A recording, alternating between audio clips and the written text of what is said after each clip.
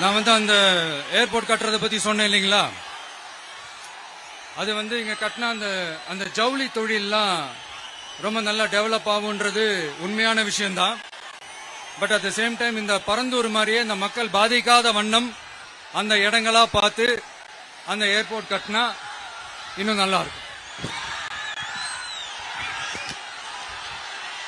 அப்புறம் நம்ம கரூர் பிரச்சனைக்கு வருவோம். இந்த மணல் கொள்ளை தாங்க கரூரோட தீராத தலைவலி. மணல் கொள்ளை கரூரை வறண்ட மாவட்டமாக்கிட்டது மட்டும் இல்லாம சட்டவிரோத கல் குவாரிகள் கரூரின் கனிம வளத்தை அழிச்சுக்கிட்டு இருக்கு. இதுக்கு காரணம் யாரு? சிஎம் சார் 11 மணிக்கு பதவி ஏத்துக்கிட்டா 11:05 மணல் கொள்ளை அடிக்கலாம்னு ஓபனா சொன்னவங்க தானே உங்க ஆளுங்க.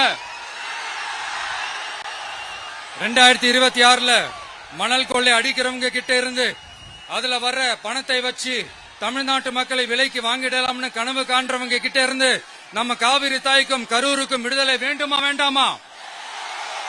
கிடைக்கும், கவலைப்படாதீங்க. தமிழ்நாட்டின் 3வது பெரிய ஏரி இங்க இருக்கிற பஞ்சப்பட்டி ஏரி. அதோட பரப்பு 1000 ஏக்கருக்கு மேல. அந்த ஏரி நல்லா இருந்தா விவசாயம் செழிப்பா இருக்கும். விவசாயம் செழிப்பா இருந்தா மொத்தமா பல லட்சம் குடும்பம் சந்தோஷமா இருக்கும்.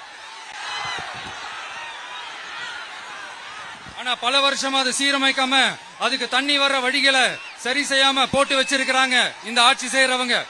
நம்ம ஆட்சி, அதாவது உங்க ஆட்சி வரும் அன்னைக்கு இந்த பஞ்சப்பட்டி ஏரிக்கு உயிர் வரும். உங்க முகத்தில் நிம்மதி சந்தோஷம் எல்லாம் திரும்ப வரும்.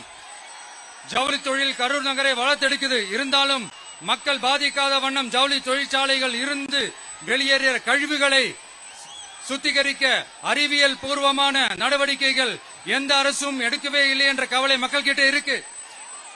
இதை தீர்க்கக்கூடிய பிரச்சனைகள் எல்லாம் அலசி ஆராய்ந்து உண்மையாகவே நாம அவற்றை முன்னெடுப்போம்.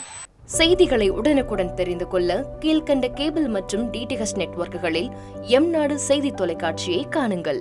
பாதகம் செய்பவரை கண்டால் நாம் பயம் கொள்ளலாகாது பாப்பா. மோதி மிதித்துவிடு பாப்பா, அவர் முகத்தில் உமிழ்ந்து விடு பாப்பா. அண்மை செய்திகளை உடனுக்குடன் தெரிந்து கொள்ள இணைந்திருங்கள் எம்நாடு தொலைக்காட்சியுடன்.